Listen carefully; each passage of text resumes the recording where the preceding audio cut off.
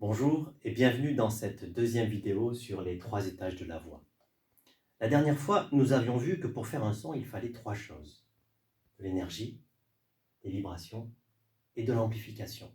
Et que pour nous, appareils phonatoires, ça se traduisait par la respiration, les cordes vocales et les résonateurs. Le tout appuyé sur des fondations qu'on appelle la posture. Ce que je vous propose aujourd'hui, c'est de rentrer dans le détail de ces différents éléments. Et je vais commencer par les cordes vocales.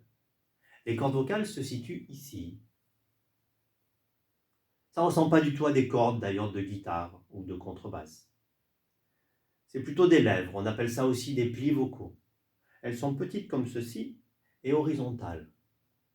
Si je zoome, ça peut ressembler à ceci.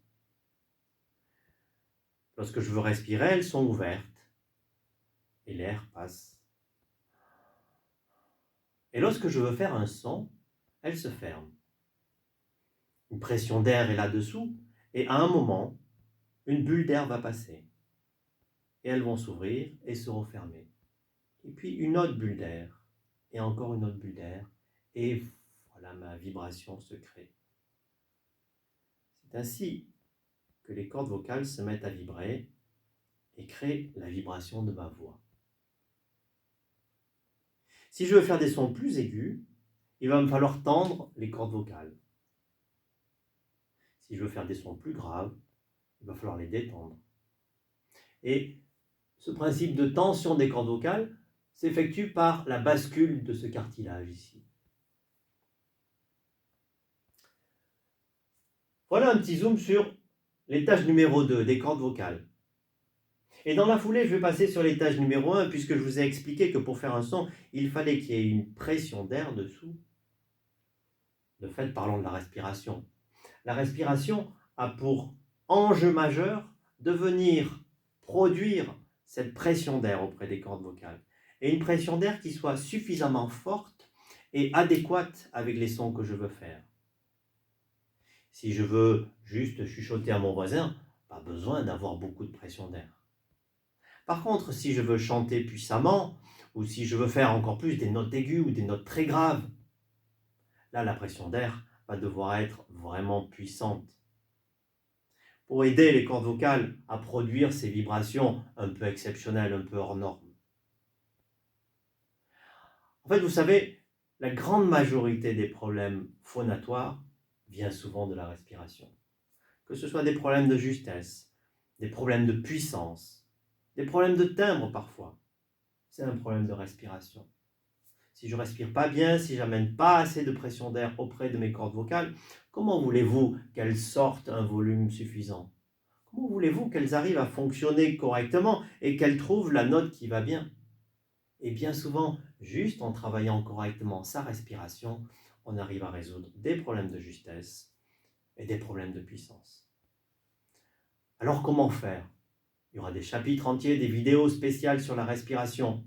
Mais tout en restant sur la théorie, comment respirer pour amener cette puissance-là?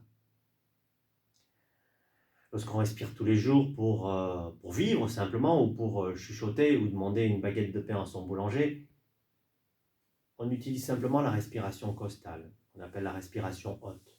C'est largement suffisant, pas besoin de puissance. Mais lorsqu'on veut chanter, et surtout lorsqu'on veut faire des notes techniquement difficiles, on l'a vu, il faut une puissance, une pression vocale suffisante. Et là, en fait, quels sont les muscles puissants et quels sont les mécanismes puissants qui permettent d'avoir cette pression d'air suffisante? Il suffit de descendre un petit peu plus bas, et là, on va trouver les abdominaux, toute la ceinture abdominale, plus le périnée. Des muscles puissants qu'on est capable en plus de réguler. La respiration du chanteur, la respiration du bon orateur, ça va être une respiration abdominale. Et nous aurons l'occasion de détailler cette respiration dans d'autres vidéos. J'aborde maintenant le troisième étage, les résonateurs amplificateurs de la voix. Ces résonateurs jouent deux rôles en fait. Comme je viens de le dire, ils amplifient la puissance vocale, mais en plus, ils timbrent ma voix. Le fait que ma voix soit différente de celle du voisin, c'est parce que mes résonateurs sont différents. Alors, qu'est-ce que c'est les résonateurs? Si on regarde sur une guitare, la caisse de résonance, on la voit bien, c'est cette espèce de grande cavité.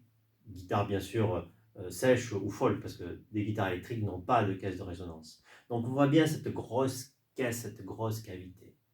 Et chez nous, l'humain, c'est la même chose. Les résonateurs, ce sont des cavités. Alors où est-ce que j'ai des cavités dans mon corps? J'en ai ici, finalement tout ce qui est creux. Le larynx est aussi une cavité, donc un résonateur. Le pharynx, tout au fond de la bouche elle-même, le nez, les sinus. Toutes ces cavités sont les résonateurs. Et toutes ces cavités permettent, comme je viens de le dire, d'avoir davantage de puissance et de donner le timbre et la couleur de ma voix.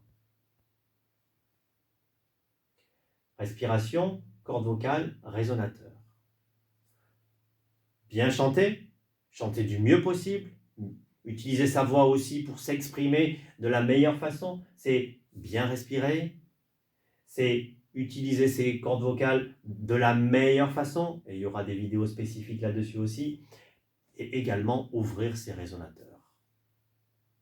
Tout ceci s'appuie, on l'a vu, sur la posture, parce que la posture, la façon dont on se tient, va avoir un impact sur ma respiration, sur mes cordes vocales et sur mes résonateurs.